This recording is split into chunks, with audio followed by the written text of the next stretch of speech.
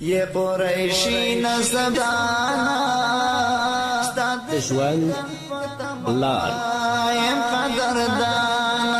زمنګ د نن ورځې د خپرونې موضوع بیا هم له مرګه وروسته دویمه نړۍ.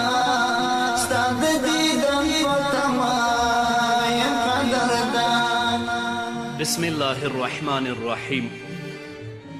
الحمد لله رب العالمين حمد الشاكرين. الصلاة والسلام على سيد الأنبياء والمرسلين سيدنا ونبينا وشفيعنا ومولانا محمد وعلى آله وأصحابه الطيبين الطاهرين. قدرمنو اوریدونکو د ژوند د لارې د خپرونې مینوالو، السلام علیکم ورحمت الله وبرکاتو. ستاسو روغتیا او خوشحالي د پاک رب نه غواړم، په دې هیله چې د صحت او عافیت جامې پر تن ولرئ او خوشحالي مو په برخه وي. دا دی زه محمد یاسین فهیم د ژوند د لارې د خپرونې په وړاندې کولو کې ستاسو په خدمت کې یم. زمنګ د نن ورځې د خپرونې موضوع بیا هم له مرګه وروسته دویمه نړۍ. قدرمنو اوریدونکو، په تیرې خپرونه کې تاسو واوریدل چې حشر د راټولولو او پیوسته کولو په معنا دی،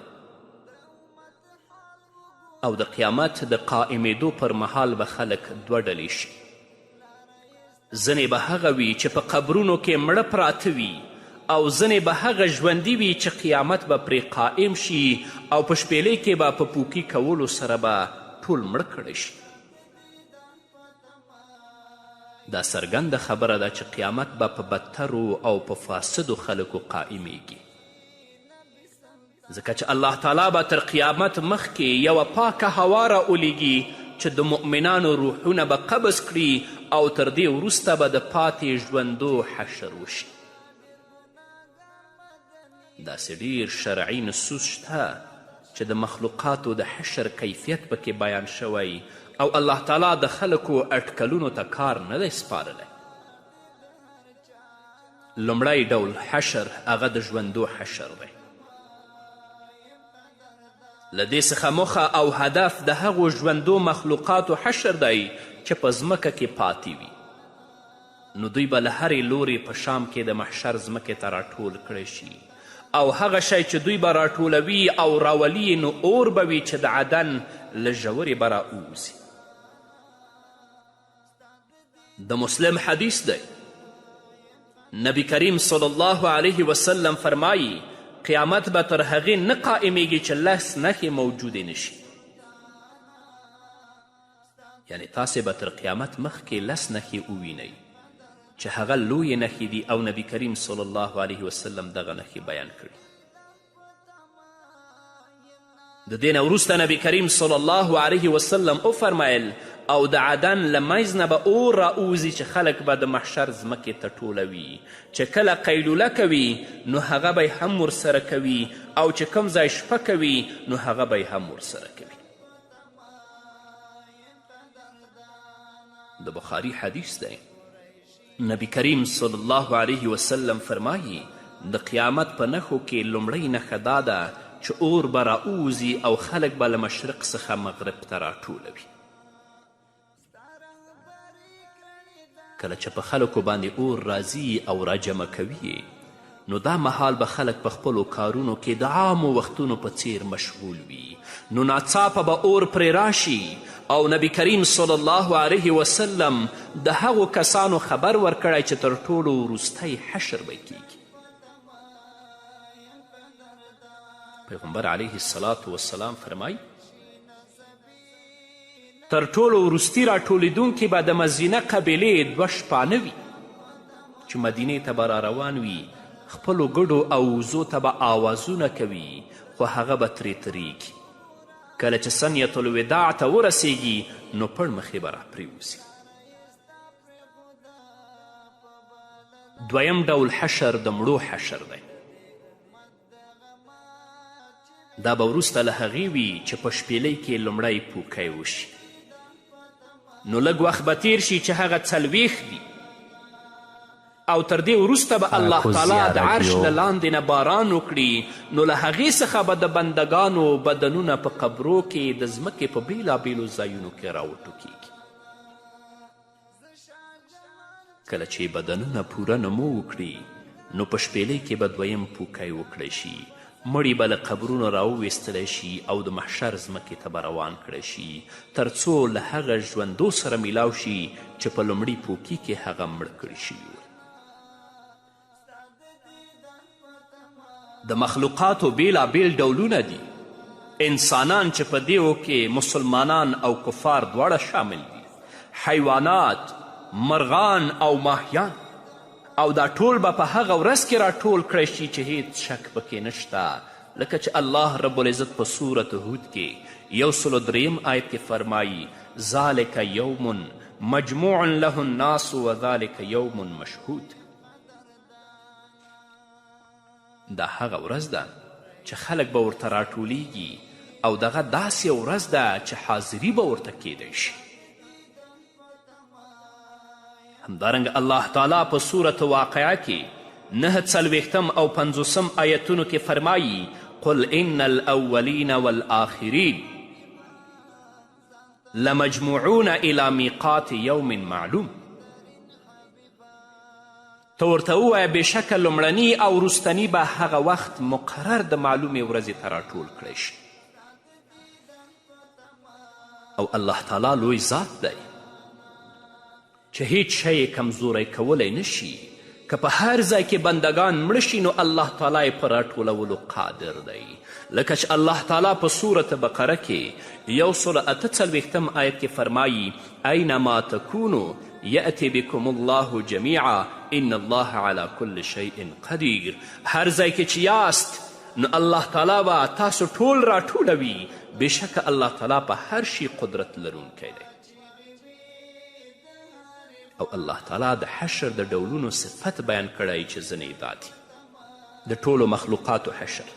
لکه چې الله رب العزت په صورت کهف کې 43 آیت کې فرمایي وحشرناهم فلم نغادر منهم احدا. او موږ به راټول کړو دوی نو یو کس به ترې هم پرې نه ږدو. بل د حیواناتو او د خزندو حشر. الله رب العزت په صورت تکویر کې 5 آیت کې فرمایي وَإِذَا الْوُحُوشُ حُشِرَتْ. او کله چې خزندې را جمع کړی شي. بل د مجرمانو حشر. دا به هغه نافرمان وي چې ډول ډول جرمونه او ګناهونه کړي دي. برابره خبره ده که د کفر حد ته رسیدلی وي او که د کفر حد ته نه وي رسیدلی. او د دوی حشر به ډیر سخت وي چې د ډیرې ویرې له امله به یې سترګې شنې راوتلې وي. لکه چې الله رب العزت په صورت طه کې 102 آیت کې فرمایي ونحشر المجرمین یومئذ زرقا. او راټول به کړو موږ مجرمان په دغه ورځ شین سترګې. سترګې به شنې شنې راوتلې وي د ډیرې ویرې او د وحشت له وجې. بل د ظالمانو او دې ته ورته د نورو مفسدینو حشر. زناکار به له زناکار سره، سودخور به له سودخورو سره او د هرې ګناه والا به له خپل همجنسو سره راجمع کړی شي. لکه چې الله تعالی په صورت صافات کې 21 22 او 23 آیتونو کې فرمایي هذا یوم الفصل الذي كنتم به تكذبون احشروا الذين ظلموا وازواجهم وما كانوا يعبدون من دون الله فاهدوهم الى صراط الجحيم. دا د فصل ورځ ده چې تاسو به دروغ ګڼله. الله وایي راجمع کړئ هغه کسان چې ظلم یې کړی له خپلو همجنسو سره او هغه چې له الله تعالی پرته یې دوی بندګي کوله او د جهنم لاره ورته سمه کړي. زناکار به الله رب العزت له زناکارو سره حشر کړي. د هغوی په صف کې به ولاړ وي. ټول خلک به یې پیژني چې دا زانی دی. رشوتخور به الله رب العزت د رشوتخورو په صف کې حشر کې ټول خلک به ویني چې رشوتخور دی د هغو په ډله کې ولاړ دی. سودخور به الله رب العزت د سودخورو په ډله کې حشر کې ټول به ویني چې دا سودخور دی. همدارنګه نور چې په دنیا کې هره ګناه کړي الله رب العزت به د همداسې ګناهګارانو په صف کې حشر کوي چې ټول به پیژني. او الله رب العزت به د قیامت په ورځ حیوانات همداسې راجمع کوي لکه څنګه چې انسانان راجمع کوي. الله رب العزت په خپل کلام کې په سورة انعام کې 38 آیت کې فرمایي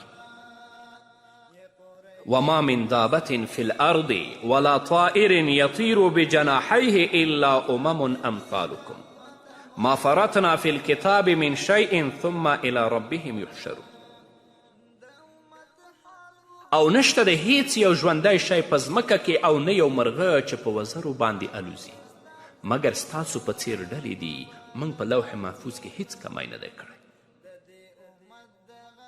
او بیا به خپل رب ته راجمع کړی شي. او د خنزندو د حشر په اړه الله رب العزت فرمایي په صورت تکویر کې وإذا الوحوش حشرت. او کله چې خزندې راجمع کړی شي. همدارنګه الله رب العزت په صورت شورا کې 29 آیت کې فرمایي ومن آیاته خلق السماوات والارض وما بث فیهما من دابة وهو على جمعهم اذ یشاء قدیر. او ځینې د نښو د قدرت له الله نه پیدا کول د آسمانونو او د ځمکو دي او د هغه زنده سرو چې الله تعالی په دې آسمانونو او ځمکو کې خپاره کړي دي او دغه الله تعالی د دوی په بیرته راټولولو باندې چې کله وغواړي قدرت لرونکی دی. د حیواناتو حشر هم کیږي خو دا لازمه نه ده چې الله تعالی دې ورته ثواب ورکړي یا دې ورته عقاب ورکړي او یا دې جنت او دوزخ ته داخل کړي. البته د ښکرورو نه د بېښکرو لپاره انتقام اخیستل کیږي. او د دې نه به وروسته الله رب العزت ورته فرمایي چې تاسو خاورې شئ. که په دنیا کې یو ښکرور پسه بېښکرو پسه وهلی دا انتقام او بدله به الله رب العزت په آخرت کې اخلي. نو د حشر په ورځ لویه ویره هغه ویره ده چې له قبرونو څخه د بندگانو د راپاڅولو پر مهال ورته رسیږي. البته نیکانو ته به د نورو په څیر نه رسیږي ځکه چې دوی په دنیا کې د قیامت لپاره تیاری کړ او د الله تعالی ملاقات یې خوښ ګڼلی لکه چې الله رب العزت په صورت انسان کې 10 آیت نه تر 12 آیته پورې فرمایي انا نخاف من ربنا یوما عبوسا قمطریرا فوقاهم الله شر ذلك اليوم ولقاهم نضرة وسرورا وجزاهم بما صبروا جنة وحريرا. بشاکه موږ ویریږو له خپل رب نه د هغې ورځ په باره کې چې سخته او ډیره سخته ده. نو بچ وساتل الله تعالی دوی لره د شر د دغې ورځې نه او مخامخ یې کړل له تازګي او خوشحالي سره او د هغه صبر په بدله کې چې دوی کړی و جنت او د وریښمینو جامې ورکړي. نبی کریم صلی الله علیه وسلم فرمایي الله تعالی ویلی دی زما دې پر خپل عزت قسم وي زه په بنده باندې 2 امنه او 2 ویرې نه راجمع کوم. که په دنیا کې زما نه ویریږي نو په هغه ورځې ویروم چې بندگان پکې راټولوم او که په دنیا کې راڅخه وویریږي نو په هغه ورځ به بې ویرې وي چې زه پکې بندگان راټولوم. نو په دنیا کې دی الله رب العزت موږ ته خپل خوف او ویرې ته ځای ورکړي چې په هغې ورځ کې الله خوف او ویره زموږ د زړونو نه وباسي. په همدې هیله قدرمنو اوریدونکو نور به م واورو خو د یوې دمې نه وروسته. یہ قریشی نسبی نبی سلطانا ستاد دیدن پتمایم قدردانا. قدرمنو اوریدونکو بیا هم زموږ سلامونه ومنئ. د محشر په ځمکه کې الله تعالی زموږ پیغمبر محمد رسول الله صلی الله علیه وسلم ته دا عزت ورکړی چې ټول پیغمبران به د نبی کریم صلی الله علیه وسلم تر بیرغ لاندې وي او هغه به د ټولو انبیاو امام او خطیب وي او د قیامت په ورځ به د سپارښت او د شفاعت خاوند وي لکه چې نبی کریم صلی الله علیه وسلم فرمایي د ترمذي حدیث دی کله چې د قیامت ورځ شي نو زه به د پیغمبرانو امام او خطیب یم او د شفاعت څښتن به یم او هیڅ فخر پکې نشته الله رب العزت دې موږ او تاسو ته هم د محمد رسول الله صلی الله علیه وسلم شفاعت را نصیب کړي د رسول الله صلی الله علیه وسلم په لاس کې به د حمد بیرغ وي او هر پیغمبر به زموږ د پیغمبر تر بیرغ لاندې روان وي د ترمذي او د ابن ماجه حدیث دی نبی کریم صلی الله علیه وسلم فرمایی زه به د قیامت په ورځ د آدم د ټول اولاد مشر یم او هیڅ فخر نشته زما په لاس کې به د حمد بیرغ وي او هیڅ فخر نشته هر پیغمبر که آدم دی او که نور دی زما تر بیرغ لاندې به وي او زه به لومړی هغه کس یم چې ځمکه به راته چوي یعنې ځمکه به راته خلاصیږي او زه به ترې راوځم او هیڅ فخر نشته د حشر ورځ ډیره لویه او سخته ورځ ده چې د خلکو ډیر ډولونه به پکې جوړ شي او قسمونه به مختلف وي خو ټول به په هغه حال کې وي چې نبی کریم صلی الله علیه وسلم بیان کړي دي د بخاري او د مسلم حدیث دی نبی کریم صلی الله علیه وسلم فرمایي ای خلکو تاسې به الله تعالی ته په داسې حال کې راجمع کړی شئ چې پکې یبله بربند او شوپگان به یاست بیا د الله رب العزت دا وینا یې ولوستله کما بدأنا اول خلق نعیده وعدا علینا انا کنا فاعلین لکه چې موږ لومړی پیدایښت کړی نو بیا به هم را واپس کړو دا وعده پر موږ لازم ده بېشکه موږ دا کار کوو انا کنا فاعلین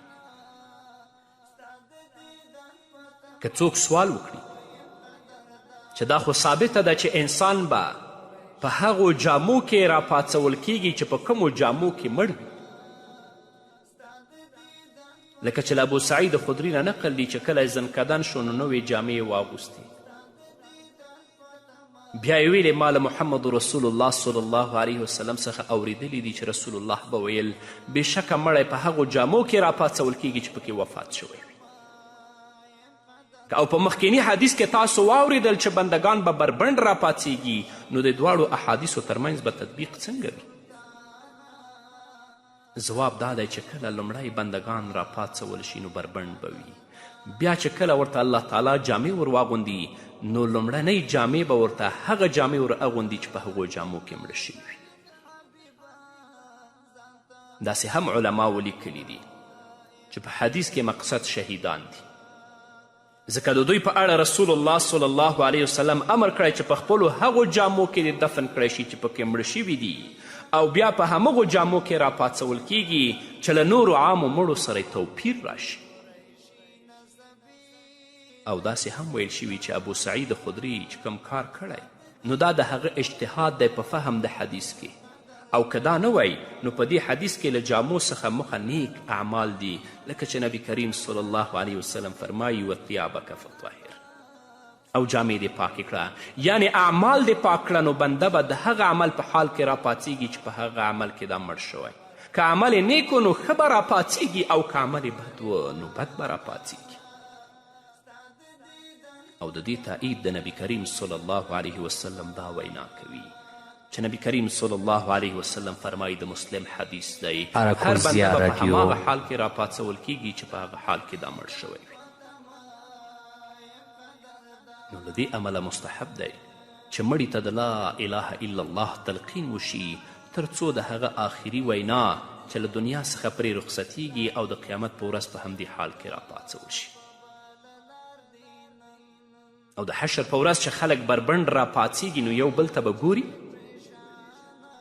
کله چې ام المؤمنین دا حدیث له نبی کریم صلی الله علیه وسلم نه واورید نو ویلې ای د الله پیغمبره ښځې او سړي به یو ځای وي نو یو بل ته به ګوري محمد رسول الله ورته وفرمیل ای عایشې کار له دې څخه ډیر سخت ده چې یو بل ته وګوري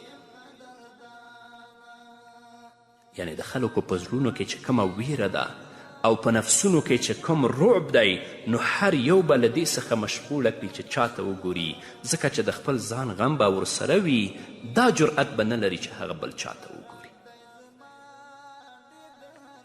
محمد رسول الله صلی الله علیه وسلم په دې ورځ کې د خلکو حال بیان کړی.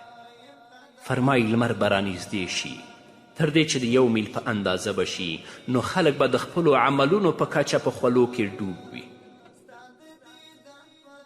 د چا خولې به بجلکو ته رسېدلي وي، د چا خولې به زنګنونو ته رسېدلي وي، د چا خولې به بډې ته رسېدلي وي، او څوک به په خولو کې ډوب وي.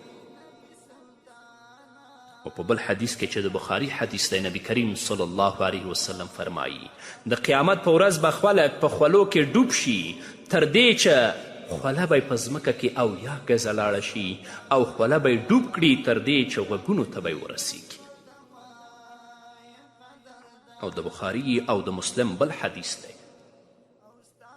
نبی کریم صلی الله علیه وسلم فرمایي یو کس به تر نیمایي غوږونو په خوله کې ډوب ولاړ وي.